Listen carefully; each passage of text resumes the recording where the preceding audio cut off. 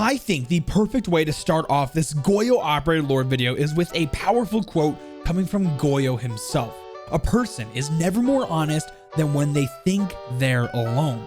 Once again, we find ourselves with an operator in Rainbow Six Siege coming from a terrible childhood and turning it around to make something of themselves. I really do think that Team Rainbow specifically targets people who have had immense difficulties in their lives, but eventually overcome those challenges. Goyo really did have a rough go at life, and I feel like his lore is a powerful story that I can't wait to share with you guys. So before we get into the story, if you find yourself enjoying the video today, then it would mean a lot if you leave a like and share your thoughts about the video down below, because I try to put a lot of work into them. Also, if you'd subscribe, that would be so cool, because less than 20% of people who watch my videos are subscribed, and I cry because of that. Well, with all that out of the way, let's get into Goyo's tragic lore. So I'm going to be straight up with you guys. I suck at pronouncing foreign words and names for me, so I'm already going to apologize in advance for how bad these pronunciations are going to be. I'm just being straight up with you. So with that being said, Goyo's real name is actually Cesar Ruiz Hernandez, and he was born on June 10th in the Culiacan Rosales in Mexico. Those are some big words. Well, unfortunately for Goyo, his story starts off tugging at the heartstrings. But let me give you some backstory on the area he lived in first before I talk about that. So the city he grew up in on the surface is actually a very nice city with so many things to do and sights to see. But there is a dark side to the Culiacan that plagues the area as well. It has a very bad drug, crime, and trafficking cartel that runs rampant in the city. A pretty big and ruthless cartel named the Sinaloa crime syndicate is based there, and it's all too common for young kids to be exposed and influenced by members of the cartel to join in on gangs and other criminal activities. It really does take a strong foundation of good people and a desire to live a good life to not fall into the trap and end up living a life of crime and gang violence. But with Goyo, his support and foundation literally crumbled all around him.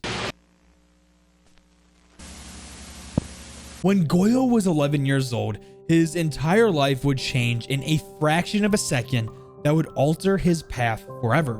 Goyo and his sister, along with his mom and dad, were at their home when, out of nowhere, a bomb detonated nearby and destroyed their house. As the foundation gave way from the blast and the entire structure coming down on them, the rubble crushed him and his family. Goyo was very lucky to cling to life and narrowly avoided death. Tragically though, his sister and father did not get so lucky. They died that day, and his mother was severely injured in the blast. She held on tight to young Goyo and shielded him from the blast with her body. Now, probably the only reason why Goyo is alive today is because of his mother's love and shielding him, as well as another woman who was nearby and came to his rescue.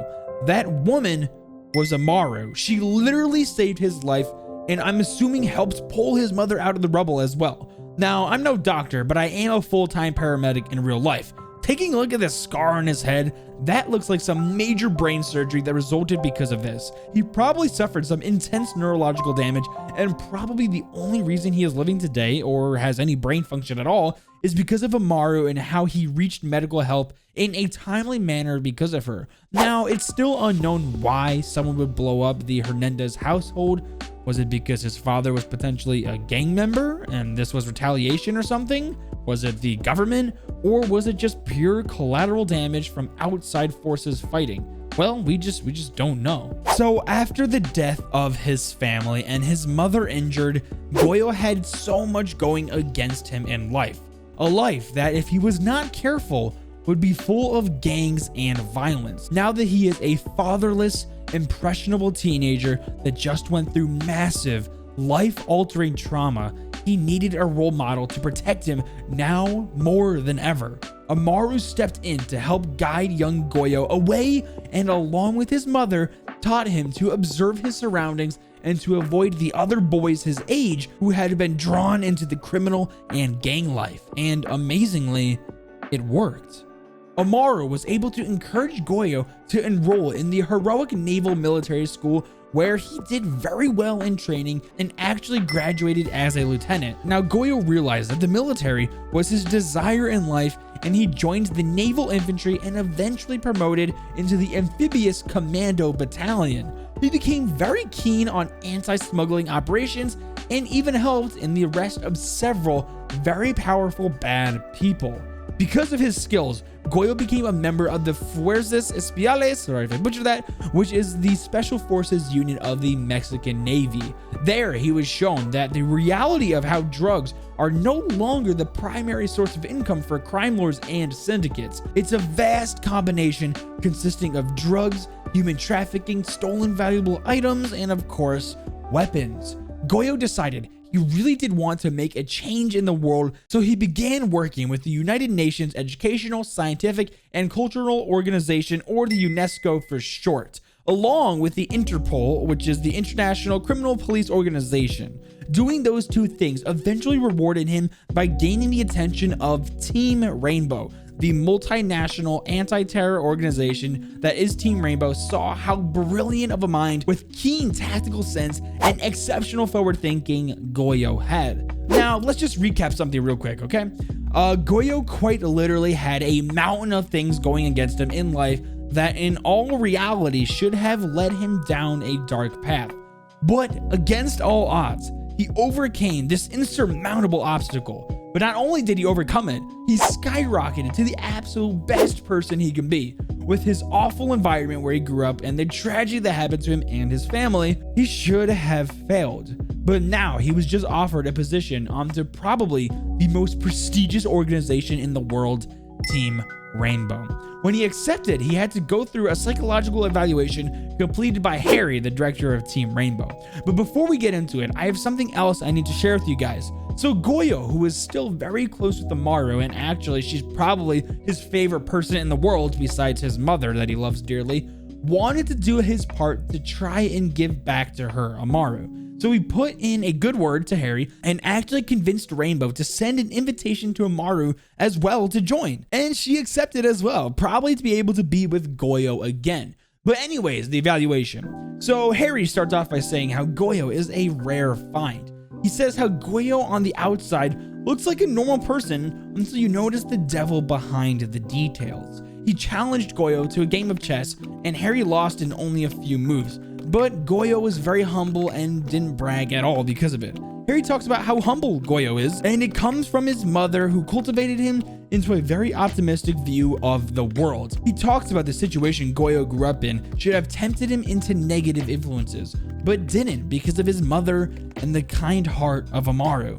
Harry says how Goyo is the kind of person to think carefully before speaking, which can lead to some people to underestimate him, but that couldn't be farther from the truth for him at all. Harry talks about how Goyo thought it would have been really nice of him to buy Specialist Frost a bottle of apple flavored soda on the first day of fall for her, even though they only met once. Now, when Goyo handed it to her, he was worried that she wouldn't like it and braced himself for a negative outcome from it, but she enjoyed it. So I don't think I'm going to talk about the device evaluation for Goyo because at the time of this video's upload, he will be getting a rework sometime soon now, so I don't think it'll be even worth talking about the Vulcan shield at all because the whole new gadget will change pretty much. But there is one thing I do want to bring out about Goyo's Vulcan shield. So, coming from someone, Goyo, whose, entire family pretty much died in a bomb and flames and fire and destruction, you think that his gadget wouldn't replicate that so much because Goyo's Vulcan shield quite literally is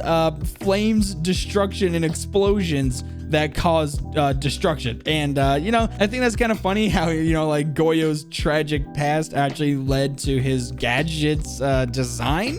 Yeah, I just wanted to point that out. One last thing I want to talk about before we wrap up today's video is how Goyo actually helps find and convince Team Rainbow's newest operator, Flores, to join the team. Specialist Eliza Cohen, or better known to us as Ash, actually sent Goyo and Castle to locate Flores and attempt to recruit him. They found Flores in a food truck that he owns in LA, and after a little bit of consideration, it works perfectly as we see that Flores is now an operator on Team Rainbow. Well guys, looks like we're all wrapped up with Goyo's lore. Make sure to leave a like and subscribe with notifications if you're new. Check out these other awesome operator lore videos or a video YouTube thinks you'll like. Now, with all that being said, Jiffy!